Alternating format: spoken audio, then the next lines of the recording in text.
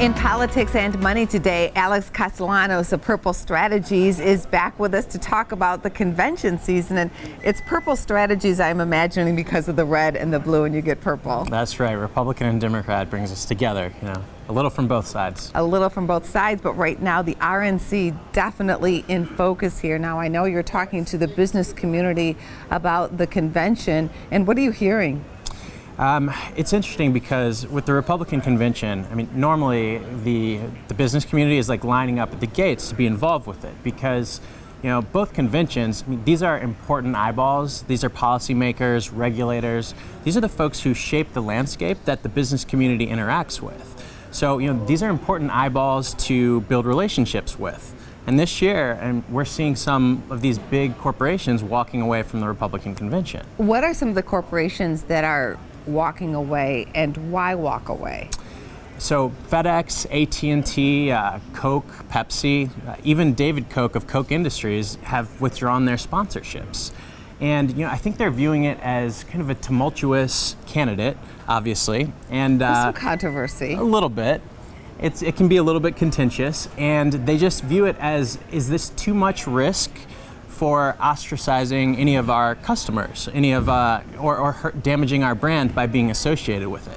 And some of these corporations are saying yes. Do you think, as a brand manager, though, or brand strategist, that it will actually hurt their brand? Do you think they're making a mistake? I don't think it's generally as damaging to a brand because the sponsorship of an event, whether it be a sporting event or a political convention, it's not an endorsement of the team. It really is just a celebration of that event. That is an excellent point because it is Quicken Loans Stadium and people come in there from different teams all the time. Very excellent point on that one. That's a great point. So what about the Democrats? Are you seeing this pile-on effect of big corporations backing off? It's funny because with the Democratic convention, it feels like the business community is running towards it with the same vigor that they're running away from the Republican convention.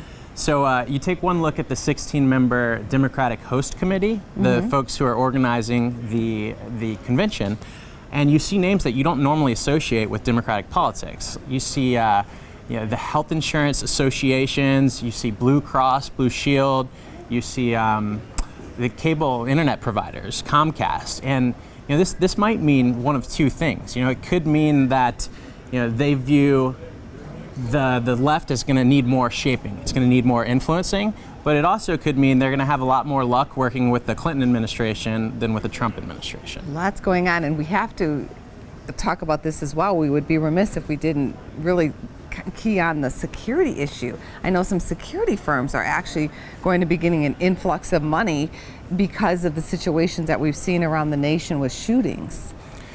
At this point, I think all we can do is, keep our fingers crossed and pray that nothing terrible happens. And, we can, hopefully, it goes smoothly and we can take these conventions with a grain of salt for some entertainment value. Know that we've got a great system of checks and balances no matter who wins. And, hope that these candidates both learn a little bit of something from the passion that's out there that we're seeing. Voters clearly want some sort of disruption in Washington. There's definitely a sign of that. Good to have you here, and we hope to have you back soon. Thanks for having me, Angie.